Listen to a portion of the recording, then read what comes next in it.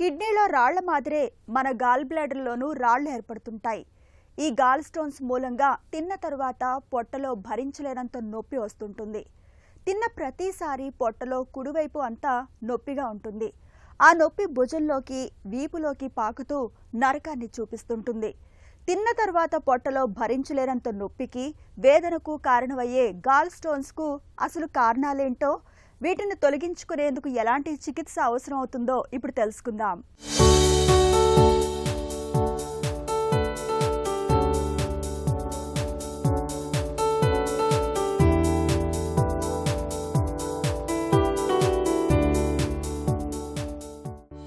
Gall stones గురించి తెలుసుకునే ముందు అసలు గాల్ బ్లాడర్ అంటే ఏంటో, దాని పనితీరు ఎలా ఉంటుందో మనం తెలుసుకుందాం. ఇక్కడ పొట్టలో కుడివైపున కాలేయ కింద బేరీ పండు ఆకారంలో కనిపిస్తున్నదే పిత్తాశయం. కాలేయ నుంచి వచ్చే పైత్య రసాన్ని పిత్తాశయం తనలో నిల్వ ఉంచుకుంటూ కొవ్వు పదార్థాలని జీర్ణం చేయడానికి వీలుగా అప్పుడప్పుడు పైత్య రసాన్ని విడుదల చేస్తూ ఉంటుంది. స్థూలంగా ఇది పిత్తాశయం కథ. అయితే మారిన మన ఆహారపు అలవాట్లు కావచ్చు, లేదా బరువు పెరగటం వల్ల కావచ్చు, మహిళల్లో హార్మోన్ల సమతూకం సరిగా లేకపోవటం వల్ల కావచ్చు, ఇవాళ మనలో చాలా మందికి పిత్తాశయంలో రాళ్లు అనేవి పెద్ద సమస్యగా మారుతున్నాయి. ముఖ్యంగా నడి వయసు దాటిన మహిళల్లో ఈ సమస్య మరీ ఎక్కువగా ఉంటుంది. పిత్తాశయం కండరాలు సరిగా వ్యాకోచించకపోవటం వల్ల పైత్యరసం ఎక్కువ కాలం నిల్వ ఉండిపోవటం, దానికి కొలెస్ట్రాల్ కణజాలం తోడవటం, ఆపై అవి ఘనీభవించి రాళ్లుగా ఏర్పడుతూ ఉంటాయి. పిత్తాశయంలో సాధారణంగా కొలెస్ట్రాల్ స్టోన్స్ అని, పిగ్మెంట్ స్టోన్స్ అని రెండు రకాల రాళ్లు ఏర్పడుతూ ఉంటాయి. మనకి గాల్ బ్లాడరు లివర్ని ఆనుకుని ఉంటుంది. దీంట్లో ఇంపార్టెంట్ ఏంటంటే, గాల్ బ్లాడర్ అనేది మనకి బైల్, మన పసరు తయారు చేయటం కానీ అటువంటి ఏమీ చేయదు. గాల్ బ్లాడరు లివర్లో తయారైన పసర్ని కొంతసేపు స్టోర్ చేసుకుని మనం ఆహారం తీసుకున్నప్పుడు ఆ హార్మోన్స్ కొన్ని మార్చటం వలన గాల్ బ్లాడర్ కంట్రాక్ట్ అయ్యి ఆ బైల్ని మన ఆహారంతో కలిసేటట్టు చేస్తుందండి. మెయిన్గా ఏంటంటే, లివర్లో మనకి ఈ పసరు తయారీ అయ్యే టైంలో కొన్ని కెమికల్స్ ఎక్కువగా ఉండటం వలన, అంటే పసరులో కనుక కొలెస్ట్రాల్ ఎక్కువగా ఉన్నా కానీ, పసరులో బిలిరుబిన్ ఎక్కువగా ఉండటం కానీ, లేకపోతే బైల్ యాసిడ్స్ అంటారు, బైల్ యాసిడ్స్ తక్కువగా ఉండటం కానీ, ఇటువంటిది ఏదైనా జరిగినప్పుడు ఆ కెమికల్స్ దాంట్లో ప్రెసిపిటేట్ అయ్యి మనకి గాల్ బ్లాడర్లో రాళ్ళు వస్తాయండి. అండ్ ఇంకొకటి ఏంటంటే, gall bladder for some reason ప్రాపర్గా కంట్రాక్ట్ అయ్యి బైల్ కంప్లీట్గా రిలీజ్ చేయలేకపోతే బైల్ దాంట్లో పేరుకుపోవటం వలన గాల్ బ్లాడర్ స్టోన్స్ వస్తాయి.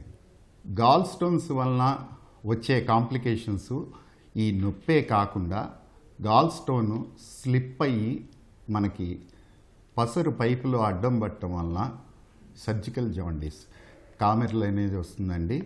అది మనకి ఈ కాజ్ రిలీవ్ చేస్తే కానీ, ఈఆర్సిపి ద్వారా కానీ, సర్జరీ ద్వారా కానీ అడ్డబడిన రాయిని మనం తీయకపోతే గనక అది ప్రాణాంతకం అవుతుందండి.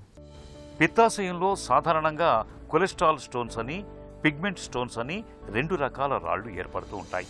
కొలెస్ట్రాల్ స్టోన్స్ అనేవి చూడటానికి పరిమాణంలో బాగా పెద్దగా ఉంటాయి. పిగ్మెంట్ స్టోన్స్ అనేవి బైలురూబిన్ ఘనీభవించటం మూలంగా ఏర్పడతాయి. ఇవి పరిమాణంలో చూడటానికి చిన్నగా కనిపిస్తూ ఉంటాయి. కొలెస్ట్రాల్ అధికంగా ఉన్న ఆహారాల్ని తీసుకుంటున్నప్పుడు, ఒంట్లో కొవ్వు కణజాలం ఎక్కువగా పేరుకుపోతున్నప్పుడు, ఏళ్ల కొద్దీ గర్భ నిరోధక మాత్రల్ని వాడుతున్నప్పుడు, ఇలాంటి సందర్భాల్లో పిత్తాశయంలో రాళ్లు ఎక్కువగా ఏర్పడుతూ ఉంటాయి. పిత్తాశయంలో రాళ్లు ఉన్నప్పుడు పొట్టలో కుడివైపు భాగంలో చాలా తరచుగా నొప్పి బాధిస్తూ ఉంటుంది. తిన్న తర్వాత ఈ నొప్పి తీవ్రత పెరుగుతూ ఉంటుంది. ఆ నొప్పి వీపులోకి పాకుతూ ఉంటుంది. వాంతి అవుతూ ఉంటుంది. కొద్దిగా తినగానే కడుపు నిండిపోయినట్లుగా ఉంటుంది. ఈ లక్షణాలు కనిపిస్తున్నప్పుడు ఆలస్యం చేయకుండా డాక్టర్ని సంప్రదించి అల్ట్రాసౌండ్ స్కానింగ్ వంటి పరీక్షలు చేయించుకోవాలి. ఎప్పుడైతే మనం ఈ గాల్ బ్లాడర్కి సంబంధించిన నొప్పి అని అనుకున్నప్పుడు, మనం ultrasound is the primary investigation అండి. అల్ట్రాసౌండ్ మనం ప్రైమరీ ఇన్వెస్టిగేషన్ అయిన తర్వాత చాలామందికి అల్ట్రాసౌండ్ తోటి సరిపోతుంది.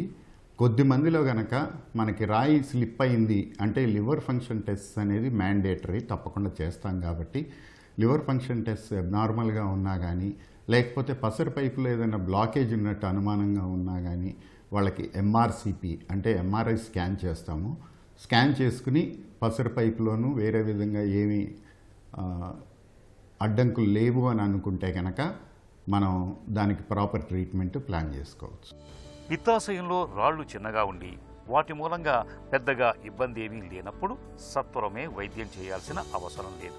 కానీ రాళ్లు ఎక్కువగా ఉండి వాటి పరిమాణం 1 సెంటీమీటర్ కంటే పెద్దగా ఉన్నప్పుడు, ఇప్పటికే ఒంట్లో షుగర్ జబ్బు ఉన్నప్పుడు, గుండె జబ్బులు, కిడ్నీ సమస్యలతో బాధపడుతున్నప్పుడు, ఇంట్లో ఎవరికైనా క్యాన్సర్ చరిత్ర ఉన్నప్పుడు ఆలస్యం చేయకుండా వైద్యం చేయించుకోవాలి. కొంతకాలం పాటు మందులు వాడుకోవటం వల్ల పిత్తాశయంలో చిన్న చిన్న రాళ్లు కరిగిపోయే అవకాశం ఉంది. ప్రస్తుతం లాప్రోస్కోపీ పద్ధతిలో రాళ్లతో పాటే పిత్తాశయాన్ని తొలగించడానికే డాక్టర్లు మొగ్గు చూపుతున్నారు. లాప్రోస్కోపీ కొత్తగా వచ్చిందేం కాదండి. 35 సంవత్సరాల నుంచి లాప్రోస్కోపిక్ ఆపరేషన్లు గాల్ బ్లాడర్కి చేస్తూ ఉంటాం. దీంట్లో ఇంపార్టెంట్ పార్ట్ ఏంటంటే మనకి పెద్ద కోత లేకుండా చిన్న కీహోల్ సర్జరీ అంటాం, చిన్న టెలిస్కోపిక్ పోర్ట్స్, కొన్ని పోర్ట్స్ ద్వారా చేస్తాము. ఒక్కరోజు హాస్పిటల్లో ఉంటే సరిపోతుంది గాల్ బ్లాడర్ సర్జరీ అయిన తర్వాత. ప్లస్ హాస్పిటల్లో ఉన్నప్పుడే ఆహారం తీసుకోవచ్చు, ఇంటికి వెళ్ళి మామూలుగా పనులు చేసుకోవచ్చు, ఏ విధమైన బెడ్ రెస్ట్ అవసరం ఉండదు. అండ్ సర్జరీ తర్వాత నొప్పి అది కూడా పెద్ద ఎక్కువగా అస్సలు ఉండదు. గాల్ బ్లాడర్ రిమూవ్ చేయటం వలన డైజెషన్ కానీ వేరే విధమైన ఇబ్బందులు వచ్చే అవకాశం లేదు లేదు లేదు. దీంట్లో యాక్చువల్గా చాలామందికి ఈ గాల్ బ్లాడర్లో స్టోన్స్ ఆల్రెడీ ఉండటం వలన దానివలన డైజెషన్లో ప్రాబ్లమ్స్ ఉంటాయి. గాల్ బ్లాడర్ తీసేసిన తర్వాత వీళ్ళందరికీ నార్మల్ డైజెషన్ ఉంటుంది. ఆ డిస్పెప్సియా సిమ్టమ్స్ ఏవైతే ఉంటాయో 90% డిస్పెప్సియా సిమ్టమ్స్ కూడా రిలీఫ్ వస్తుంది గాల్ బ్లాడర్ తీసేసిన తర్వాత. స్టోన్స్ ఏర్పడకుండా కంప్లీట్గా ప్రివెన్షన్ అనేది మనం చేయలేము, ఎందుకంటే ఇది లివర్లో జరిగే కెమికల్ డిఫెక్ట్స్ వలన ఎక్కువగా ఉంటుంది. బట్ కాకపోతే అధిక బరువు తగ్గించుకోవటం, హెల్దీ డయట్, ఫ్యాట్ తక్కువ ఉన్న డయట్ తీసుకోవటం, రెగ్యులర్ ఎక్సర్సైజెస్ ఇవి చేసుకుంటా మనం బరువు నియంత్రించుకుని ఒబెసిటీ గనక తగ్గించుకోగలిగితే గాల్ బ్లాడర్ స్టోన్స్ వచ్చే ఛాన్సెస్ కొంతవరకు తగ్గించవచ్చు.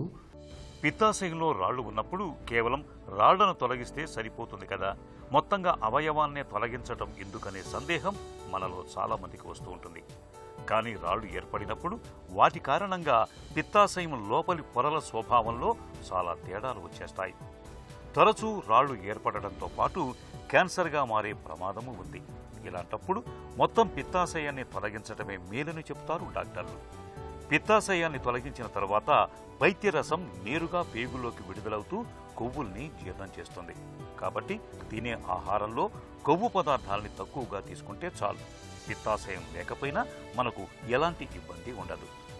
అసలు మొదటి నుంచే మన ఆహారంలో కొవ్వుల్ని, మాంసాహారాన్ని తక్కువగా ఉండేలా చూసుకుంటే పిత్తాశయంలో రాళ్లు ఏర్పడటం అన్న మాటే ఉండదు.